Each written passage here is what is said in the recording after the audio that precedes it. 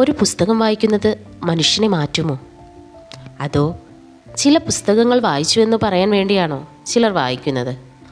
മലയാള സാഹിത്യത്തിൽ ഖസാക്കിൻ്റെ ഇതിഹാസം ഒരു പുസ്തകം മാത്രമല്ല, അതൊരു അനുഭവമാണ്.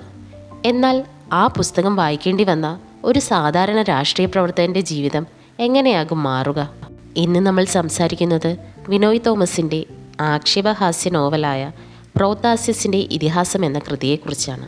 പ്രോത്താസിസ് ആറ്റുകടമ്പൻ കേരള രാഷ്ട്രീയത്തിൻ്റെ സാധാരണ മുഖം.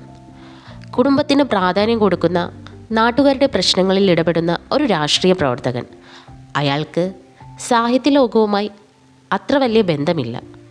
വലിയ വാക്കുകളോ ബുദ്ധിജീവി ഭാവങ്ങളോ ഇല്ല. നേരെ ചൊവ്വേ കാര്യങ്ങൾ പറയുന്ന ഒരു മനുഷ്യൻ. എന്നാൽ ഒരു ദിവസം അയാളുടെ ജീവിതത്തിലേക്ക് ഒരു പുസ്തകം കടന്നു വരുന്നു. OV വിജയൻ്റെ ഖസാക്കിൻ്റെ ഇതിഹാസം.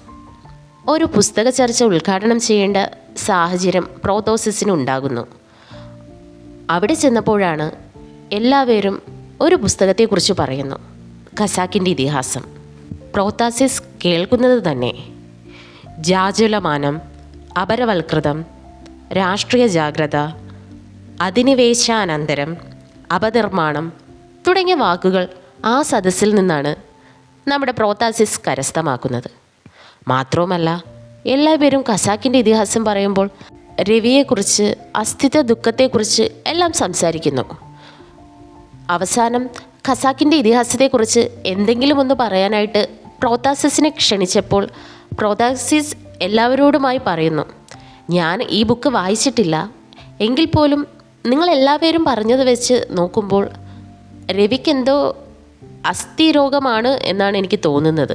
മാത്രവുമല്ല, ആ കാലത്ത് അതിന് വേണ്ടത്ര ചികിത്സയും ഇല്ലായിരുന്നു. ഈ കാലമായിരുന്നെങ്കിൽ അതിന് ചികിത്സിച്ച് ഭേദമാക്കാമായിരുന്നു എന്നെല്ലാം പറയുന്നു. ഇത് കേട്ടതോടുകൂടി അവിടെ ഗസ്റ്റായി വന്ന കൃഷ്ണേന്ദു പ്രോത്താസിസിനെ നന്നായിട്ടൊന്ന് കുടഞ്ഞു വിടുകയാണ് ചെയ്യുന്നത്. ഇതിന് ശേഷമാണ് നമ്മുടെ പ്രോത്താസിസിന് ഖസാക്കിൻ്റെ ഇതിഹാസം ഒന്ന് വായിച്ചാൽ കൊള്ളാമെന്ന് തോന്നുന്നത്. മാത്രവുമല്ല, അവിടേക്ക് വന്ന വിശിഷ്ട വ്യക്തിയായ കൃഷ്ണേന്ദു സാറിനെ എല്ലാവരും ബഹുമാനിക്കുന്നു. സാർ വാതോരാതെ ഖസാക്കിൻ്റെ ഇതിഹാസത്തെക്കുറിച്ച് പറയുന്നു. അങ്ങനെ ഖസാക്കിൻ്റെ ഇതിഹാസം വായിച്ചതിന് ശേഷം നമ്മുടെ നായകനായ പ്രോത്താസിസ് എല്ലാം ഒന്ന് ആലോചിച്ച് നോക്കിയാണ്. ഇവിടെ ഖസാക്ക് വായിച്ചവരുണ്ട്, വായിക്കാത്തവരുണ്ട്, വായിച്ചെന്ന് നടിക്കുന്നവരും അതിനെ ആരാധിക്കുന്നവരുമുണ്ട്, അതിനെ എതിർക്കുന്നവരുണ്ട്. എല്ലാവരും ഈ കഥയിൽ കടന്നു വരുന്നു. പ്രോത്താസിസിൻ്റെ കണ്ണിലൂടെ നമ്മൾ കാണുന്നത് ഒരു പുസ്തകത്തെ മാത്രമല്ല, ഒരു സമൂഹത്തെയാണ്. വായനയെ ഒരു അനുഭവമായി കാണുന്നവരും അതിനെ ഒരു പദവിയായി ഉപയോഗിക്കുന്നവരുമായ മനുഷ്യരുടെ ലോകം. ഖസാക്കിൻ്റെ ഇതിഹാസം വായിച്ചതിന് ശേഷം പ്രോത്താസിസിൻ്റെ ജീവിതത്തിലും പല പല വ്യത്യാസങ്ങൾ വന്നു. അത് കുടുംബത്തിലായാലും, അയാളുമായി ഇടപെടുന്ന സൗഹൃദത്തിലായാലും, അയാളുടെ രാഷ്ട്രീയത്തിലായാലും, വിശ്വാസങ്ങളിലായാലും മാറ്റങ്ങൾ കൊണ്ടുവന്നു.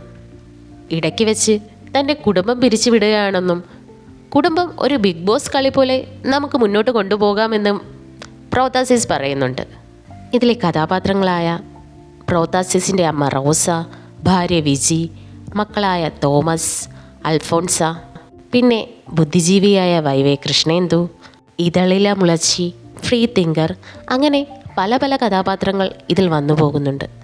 എന്തുകൊണ്ടും ഒന്ന് വായിച്ചിരിക്കേണ്ട പുസ്തകമാണ് ഈ പ്രോത്താസിസിൻ്റെ ഇതിഹാസം.